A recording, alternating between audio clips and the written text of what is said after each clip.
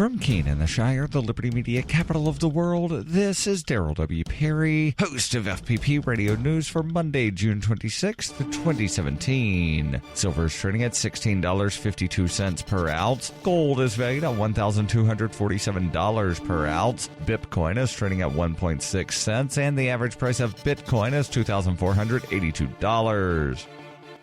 Antiwar.com reports while Saudi Arabia's list of 13 demands for Qatar is mostly the same as their rejected 10 demands from a couple of weeks prior, they included some very specific additions. One of the most noteworthy was a demand for Qatar to expel Turkey from a military base on the Qatari peninsula. Qatar is not likely to accept the demands at any rate, but Turkish Prime Minister Recep Tayyip Erdogan sought to get out in front of that and reject the demand, saying that the suggestion violates Qatar's sovereignty and that Turkey has no intention of abandoning their base. Turkey is very ideologically close to Qatar and has been supportive of them during the blockade. The deployment of Turkish troops into Qatar during the blockade was meant to bolster Qatar while other neighbors were cutting ties. No one seemed to have trouble with Turkey's troops being there initially, but Egypt particularly has loudly condemned Turkey for supporting Qatar and suggesting a blockade against Turkey as well. While Turkey is too economically powerful to practically try to organize a blockade against, trying to get Qatar to expel them does seem to have been inserted into the demands primarily to spite Erdogan. The inclusion of an anti-Turkey move is potentially risky, however, as Erdogan doesn't intend to leave and the U.S. can't possibly endorse the demand if they include expelling a NATO member nation from a military base in a country that the U.S. also has a base in.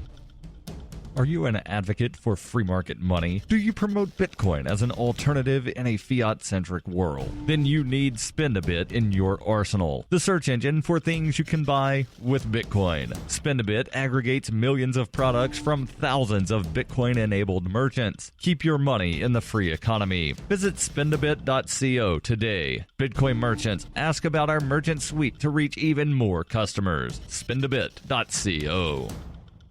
UPI reports California-based Overhill Farms is recalling 54,000 pounds of frozen chicken bite products after bones were found in the food, including some designed for toddlers. The USDA's Food Safety and Inspection Service announced the recall on Saturday of the products sold exclusively at Target stores in the United States. The USDA said in a press release that consumers complained about the problem to the company. No injuries or illnesses were reported, but it is a Class 1 recall, the agency's highest health risk rating. The USDA described it as a health hazard situation where there's a reasonable probability that the use of the product will cause serious adverse health consequences or death. Consumers are urged to throw the products away or return them to where they were purchased. The recall includes 3-ounce Yummy Spoonful boxes for toddlers and 30-pound bulk cases of chicken bites in broccoli, carrot, and sweet potato varieties sold nationwide to retailers. The products were produced on August 30th, February 1st, February 9th, and April 25th. The full list of recalled products, including best before dates, can be found on the USDA's website.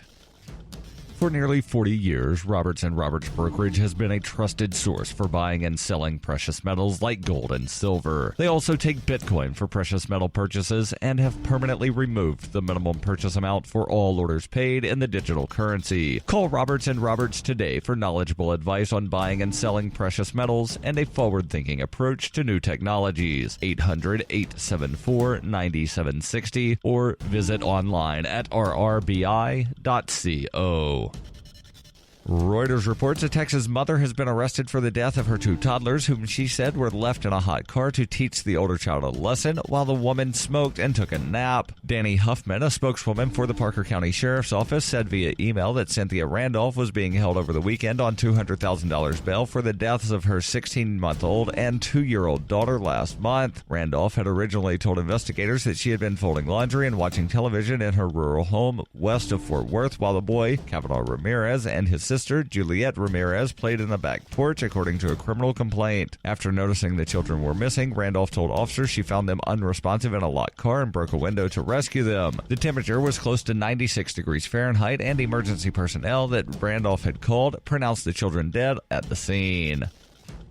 You can support FPP Radio by joining the Fans program. Fans are friends, allies, and numerous supporters. Fans help FPP afford to produce more original content. To learn more or to join the Fans program, visit fans.fppradio.com. This has been FPP Radio News, online at fppradio.com.